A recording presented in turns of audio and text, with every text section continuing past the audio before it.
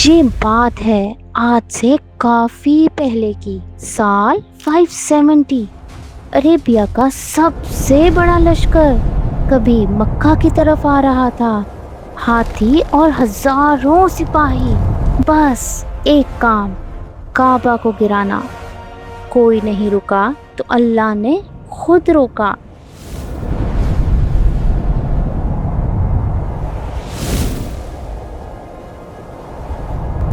السلام علیکم پیارے بچوں، آج ہم وہ کہانی سنیں گے جو اللہ نے خود قرآن میں بتائی ہے۔ کیا یہ کہانی قرآن میں ہے؟ ہاں، سورۃ الفیل۔ چلو سنیں۔ ایک بادشاہ تھا ابرہہ، یمن میں رہتا تھا، بہت بڑا آدمی سمجھتا تھا اپنے آپ کو۔ اس نے ایک بڑا سا گرجا گھر بنایا اور سوچا اب سب لوگ کعبے کی بجائے یہاں آئیں گے عبادت کرنے، پر کوئی نہیں آیا۔ تو اس نے سوچا ٹھیک ہے، ایسا کرتا ہوں، کعبہ ہی گرا دیتا ہوں۔ اس بندے کو تو بالکل عقل نہیں۔ اس نے اپنا پورا لشکر تیار کیا، آگے بڑے بڑے ہاتھی، اتنے بڑے کہ ان کے چلنے سے زمین کانپتی تھی، اور پیچھے ہزاروں سپاہی، اور سب چل رہے تھے کہاں؟ مکہ کی طرف۔ اب مکہ والوں کے پاس تو کچھ بھی نہیں تھا، نہ فوج نہ ہتھیار، کچھ بھی نہیں۔ ان کے سردار تھے عبد المطلب، یہ نبی صلی اللہ علیہ وسلم کے دادا تھے۔ وہ گئے ابرہہ کے پاس، جانتے ہو کیوں؟ جی، اپنے اونٹ واپس لینے۔ ابرہہ نے کہا میرا اتنا بڑا لشکر تیرے شہر کی طرف جا رہا ہے اور تو اونٹ مانگ رہا ہے؟ کعبے کی بات کر، کعبے کی بات۔ عبد المطلب نے کہا یہ اونٹ میرے ہیں، ان کی فکر میری ذمہ داری ہے، کعبہ اللہ کا ہے، وہ خود دیکھے گا اسے۔ وہ اونٹ لے کر واپس آئے اور لوگوں سے کہا کہ مکہ خالی کر دو اور پہاڑوں میں چلے جاؤ۔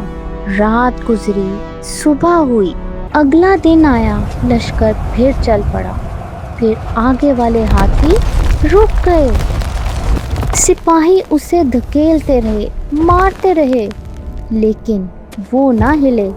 کسی اور طرف لے جاتے تو ہاتھی اٹھ کے چل پڑتے، لیکن جب ان کا رخ مکہ کی طرف ہوتا تو وہ نہ چلتے۔ پھر اچانک سے آسمان میں کچھ ہوا، پرندے آئے، ابابیل، بہت سارے ابابیل، ان کو اللہ نے بھیجا تھا۔ ہر پرندے کے پاس 3 چھوٹے چھوٹے پتھر تھے، ایک چونچ میں اور 2 ان کے پنجوں میں، اور انہوں نے پھر کیا کیا؟ یہ چھوٹے چھوٹے پتھر پوری فوج پہ پھینکنے شروع کر دیے۔ ہاں، اللہ کو کسی بڑی چیز کی ضرورت نہیں ہوتی، وہ بس کہتا ہے ہو جا، اور وہ کام ہو جاتا ہے۔ ابرہہ بھاگ گیا یمن کی طرف، مگر وہ کبھی گھر نہ پہنچ سکا، اور کعبہ ایک بھی پتھر نہ ہلا اس کا۔ اللہ اکبر۔ دیکھا بچوں، اللہ نے کوئی بڑی فوج نہیں بھیجی، بس پرندے بھیجے اور چھوٹے چھوٹے پتھر، کیونکہ اللہ کو کسی کو کچھ دکھانا نہیں ہوتا، وہ جو چاہتا ہے ہو جاتا ہے۔ ہمیں بس اللہ پہ بھروسہ اور دعا کرنی ہوتی ہے۔ عرب کے لوگوں نے اس سال کو یاد رکھا، اس کا نام رکھا عام الفیل، یعنی ہاتھیوں والا سال۔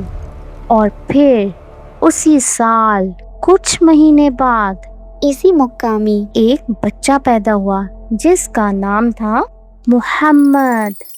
اگلی بار ہم اسی بچے کی کہانی سنیں گے۔ پلیز ٹیچر ابھی سنائے نا۔ بچوں اگلی بار انشاءاللہ، اور آپ سب گھر جا کے امی ابو کو یہ کہانی ضرور سنائیے گا۔ ہمارے اردو چینل کو سبسکرائب کریں اور ہمارے ساتھ مل کر سیکھیں۔